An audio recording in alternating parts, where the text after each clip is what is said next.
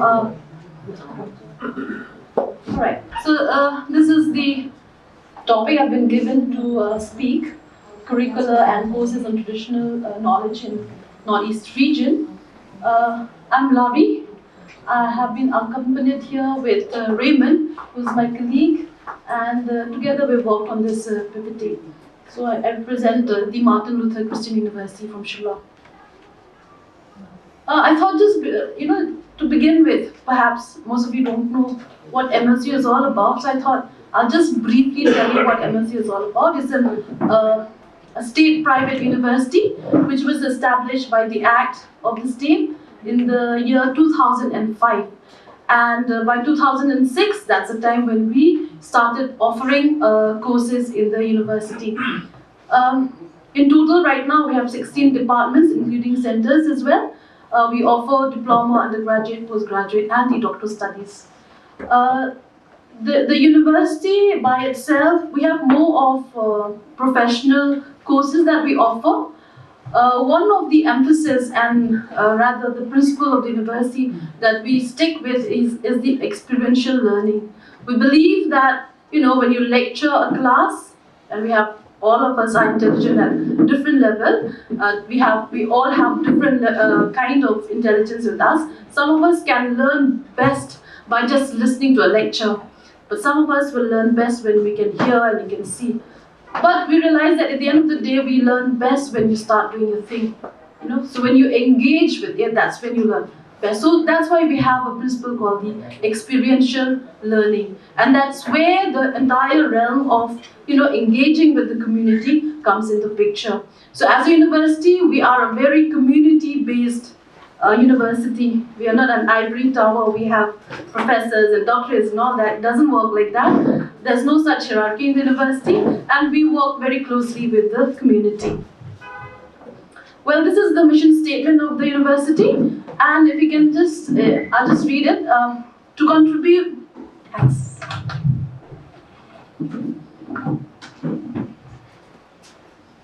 To contribute to the sustainable development of Meghalaya and the Northeast region of India by providing knowledge, skills, and values that will enable our students to become global citizens while upholding gender, ethnic, and religious equity for all, conserving its biocultural heritage. And this is where the entire realm of environment and culture come into, and by recognizing, of course, its Christian legacy and commitment. Traditional knowledge we've been discussing from morning, but here what I want to highlight are a few points. For example, when we talk about traditional knowledge, most of the time, but not always, it is transmitted orally, and that's where the problem lies. That's why today we're here and we're talking again and again about documenting it. Another aspect of traditional knowledge is it is owned collectively. It does not, it is, this is a part of the tribal worldview. They see the world as one with each one of us, one with nature. So we have more of a collective outlook at the world, rather the Western worldview, which is more individualistic.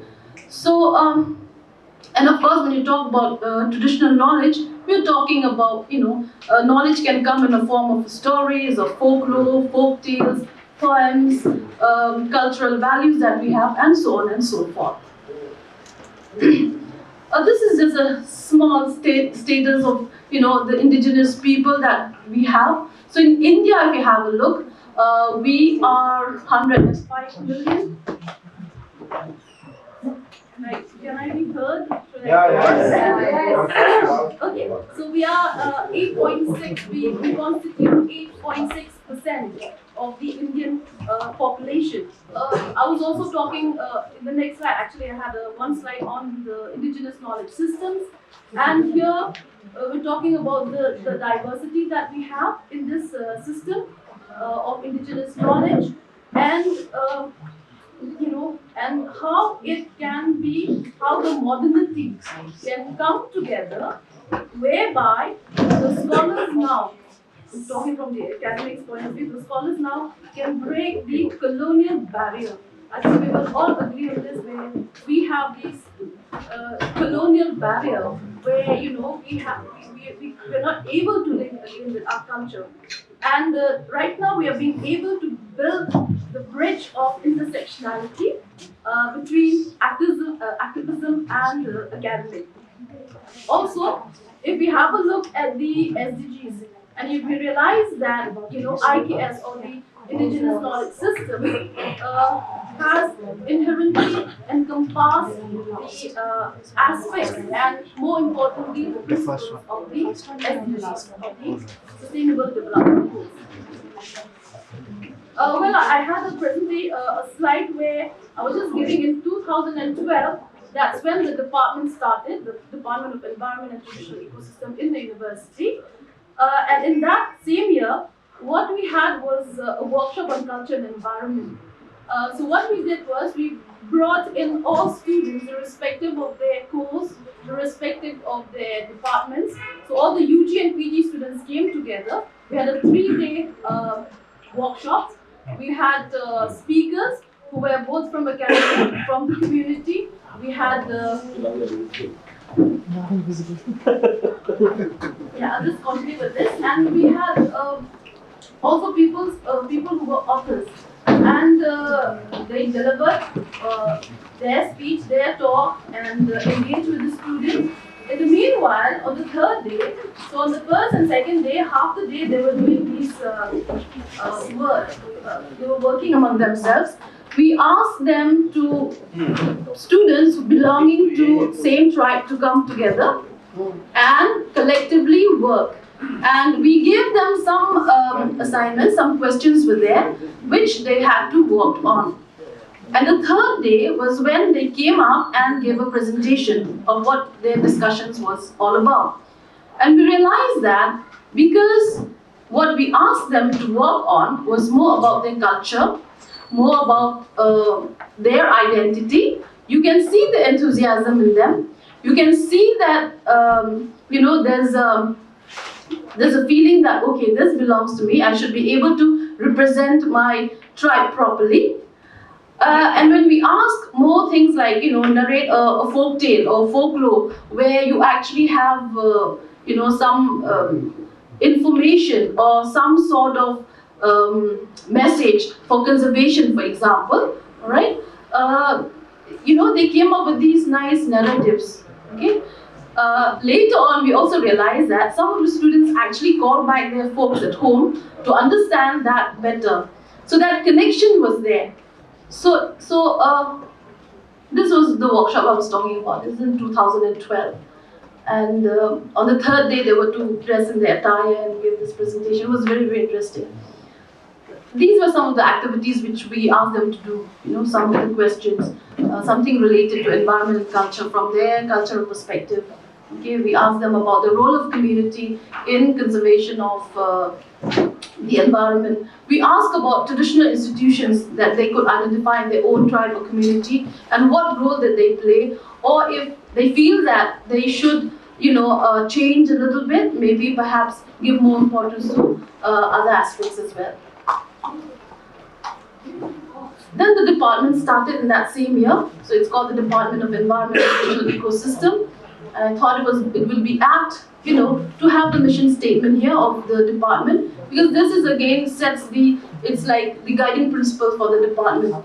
To promote and document environmentally conducive indigenous methods and traditional practices of the region by providing knowledge and skills to the students and inculcate in them a genuine empathy for the environment, to become equipped and competent in understanding, conserving and practicing these methods for livelihood. Livelihood, because we felt that at the end of the day when students come for degree, many of times they'll be looking forward to a job. So this should culminate to that. As a department, we've been having many subjects, and I've just listed a few of them which actually have components of traditional knowledge embedded in them. So for example, the paper on natural resource management, we had, for example, Sacred Grove as one of the practices. Health and environment, so we have the traditional medicine systems. Sustainable development and livelihood, we have here the indigenous community approach to sustainable development. We have sustainable techniques and waste management, Media and environmental activism is a subject which we offer as an elective. So besides learning the know-how of media and how you use it, we also have topics on traditional media, which we felt will be more apt to their community. Of course, climate change is there, environmental hazard and disaster management. So here we use, we talk about how indigenous knowledge or traditional knowledge can be used in terms of predicting a hazard. And we have the environmental ethics and, of course, the IPR, where we talk about the protection of TK.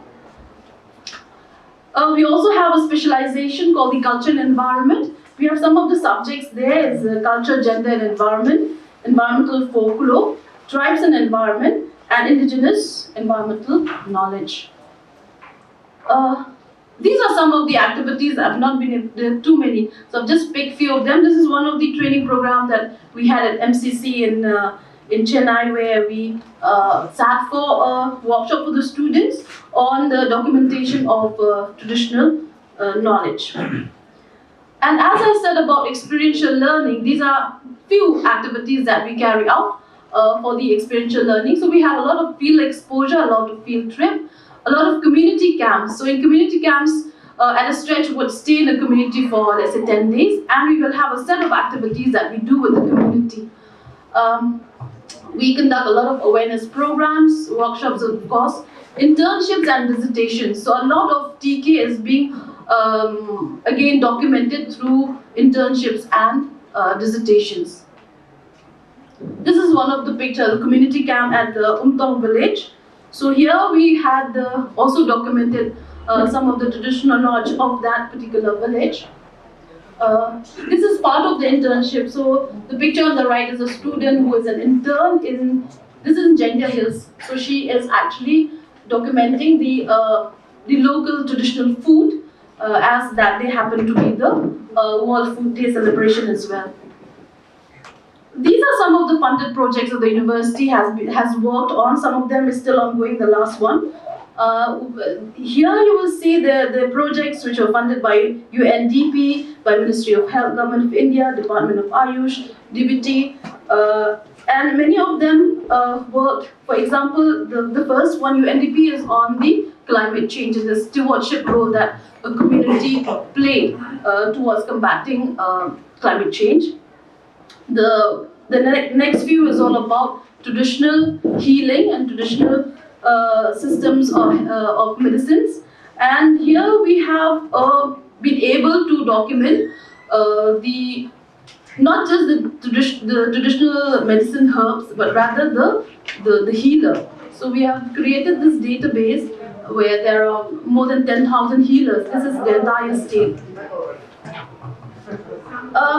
From just few things from this UNDP project, where this was carried out way back in 2011, and at that time when we spoke to the community, we visited 3 villages, and we spoke to the community and asked them, have you experienced any change in the climate? And the answer was yes, and they said we've experienced this for the last 20 and 30 years now. And we did ask them what are the things, and the things that they listed, the symptoms, if I should say, for climate change is what we have documented. Of all these 3 villages, one was Maulanong, one was Tangmang village, and another one was Maulang. 2 villages had their sacred groves, the Lau Adang and the Lau Kintang. However, Tangmang, one of the village, did not have that. But then way back in 1976, which is very recent, the villagers came together and they said, okay, we can feel that the weather is changing too much. We can see so many things are, the agricultural cycle is not going the way it usually goes, so on and so forth. So they said, we need a forest. We need to protect one forest where, it will be there for our future generation. Those were the words. To keep a forest protected for our future generation, to keep our forest protected so that they can get clean air to breathe, right? So this is, 1976. It's very, very recent.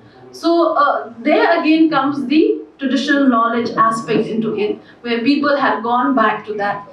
Of course, now we all know Maulanang is place where the ecotourism has really thrived and their livelihood has changed slightly. This is one of the project again. We were in Pasighat, Arunachal Pradesh, and we were doing what we call as the rapid assessment of the local health traditions. This is this is Jaintia Hills.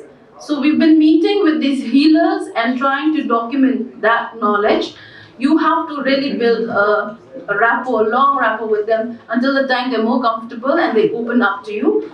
And we also realize that 80% of the people in the state still very much believe in these systems. And when you go to the villages, 60 to 70% of people actually would rather go to a traditional healer. Because as we know, in far-flung areas, the doctors are hard to come by. So these healers are there to take care of even their primary health system. You can see this is again one of the healer with his baskets of herbs, dried herbs. We have carried out few activities for the healers. One of them is bringing them together, helping them form a society so that they can function in a much better way. We've been able to have conventions for them, have awareness program for them, and even conduct some workshops for them. This is from another project which we carried out. It's a diet survey. Okay, all right. It says at 5 minutes. Okay, this is very recently. This is last week. Okay, so we had a national seminar. It's called Folklore, Traditional Knowledge and Art Form. This was held in Nartyam, and we had the seminar open air in a monolith garden. It was not in a hall or anything. We felt that being able to go to that place and have this conversation made more sense.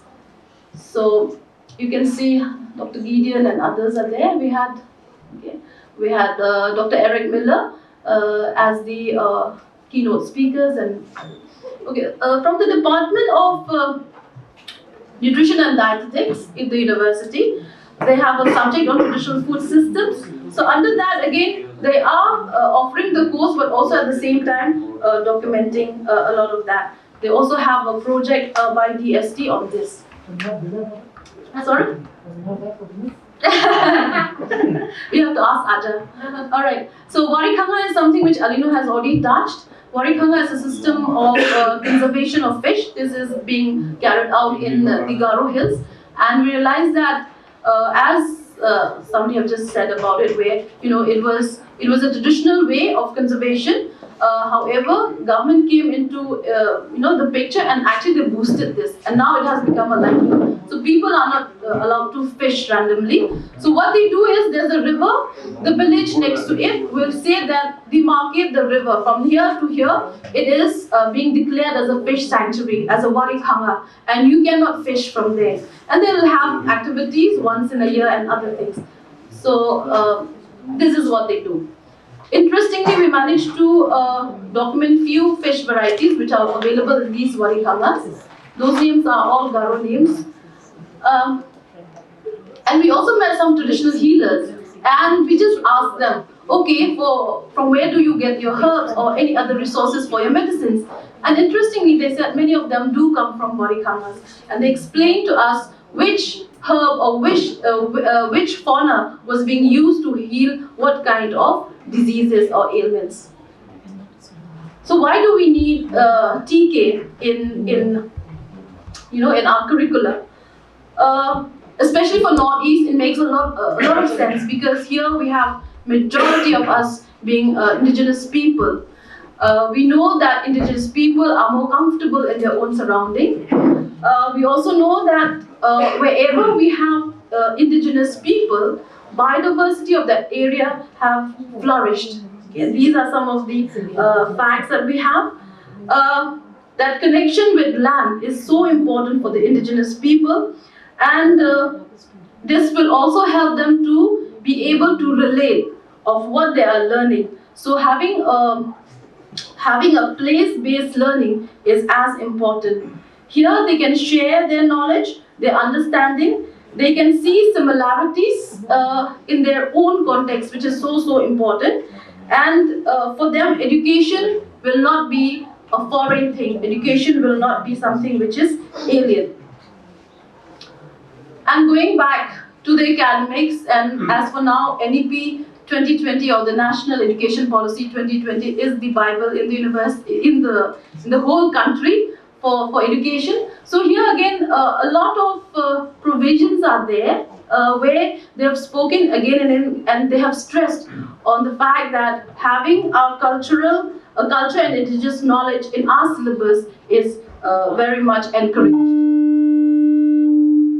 I think with that, I end my presentation.